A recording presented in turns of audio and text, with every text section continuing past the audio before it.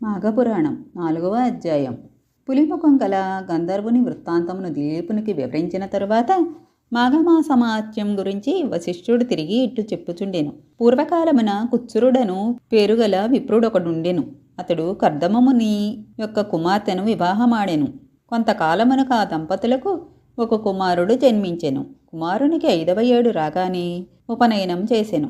ఆ బాలుడు దినదినాభివృద్ధి నొందుచు పెద్దలను గౌరవించడం, విద్యాభ్యాసము ఎట శ్రద్ధ చూపుట, నీతి నియమాలను పాటించుట, దైవకార్యముల యందు భక్తి కలిగియుండుట మొదలగు కార్యములను నెరవేర్చుచు సకల శాస్త్రములను అభ్యసించెను.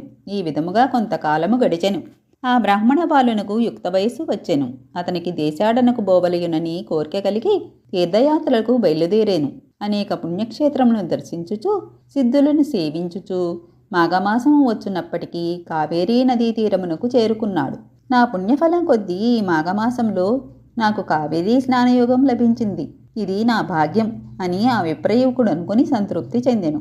మాఘమాసమంతయు ఇచటనేయుండి అధిక ఫలమును సంపాదించేతను అని మనమున నిశ్చయించుకుని ఒక ఆశ్రమాన్ని నిర్మించుకుని నిత్యము ఆ నదిలో స్నానము చేయుచు భక్తితో భగవంతుని సేవిస్తూనే అచటనే కాలం గడుపుచుండెను.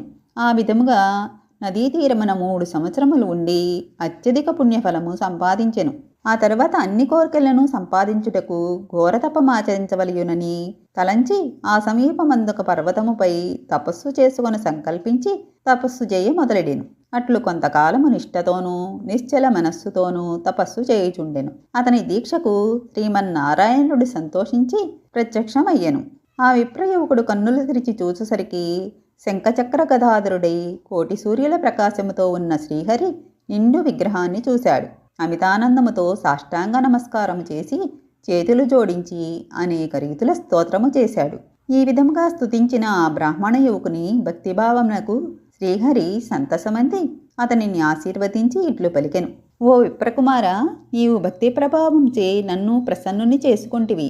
అది ఎటులననగా నీవు విడవకుండా అనేక పర్యాయములు మాఘమాసంలో నదీ స్నానము చేసి తపస్శాలురు కూడా పొందని మాఘమాస పుణ్యఫలమును సంపాదించితివి. అందుచేతనే నీపై నాకు గాఢానురాగము కలిగినది. కాన నీకేమి కావలిగినో కోరుకొనుము, నీ అభీష్టము నెరవేర్చెదను అని శ్రీమన్నారాయణుడు పలికెను. శ్రీహరి పలికిన పలుకులకు ఆ బ్రాహ్మణుడు తన్మయుడై, ప్రభు, జగద్రక్షక, సర్వాంతర్యామి, ఆపద్బాంధవ నారాయణ, ఆ దివ్య దర్శనము వలన నా జన్మ తరించినది. నిన్ను చూచినది మొదలు నేను ఏ విధమైన సుఖాలు కోరుటకు నా మనస్సు అంగీకరించటం లేదు. మనుజుడు ఏ మహాభాగ్యము కొరకు జీవితాంతము వరకు దీక్ష వహించునో అట్టి మహద్భాగ్యము నాకిప్పుడు కలుగగా మరొక కోరిక కోరగలనా? నాకింకేమీ అవసరము లేదు. కానీ మీ దివ్య దర్శనము నాకు ఎటుల కనిపించినదో అటులనే అన్ని వేళలయందు ఈ స్థలమందు భక్తులకు దర్శనమిచ్చుచుండవలెను. ఇదే నా కోరిక అని ప్రార్థించెను. శ్రీహరి ఆ విప్రకుమారుని కోరికను మన్నించి నీ అభీష్టము నెరవేర్చెదగాక అని పలికి నాటి నుండి అచటనే ఉండిపోయెను. కొంతకాలమునకు తల్లిదండ్రులను చూచుట్టుకై తన గ్రామమునకు వెళ్ళెను. చాలా దినములకు కుమారుడు వచ్చెనని వృద్ధులై ఉన్న ఆ తల్లిదండ్రులు మిక్కిలి సంతోషించి కుశల ప్రశ్నలు అడిగిరి. మాఘపురాణం 4వ అధ్యాయం ఇంతటితో సమాప్తం.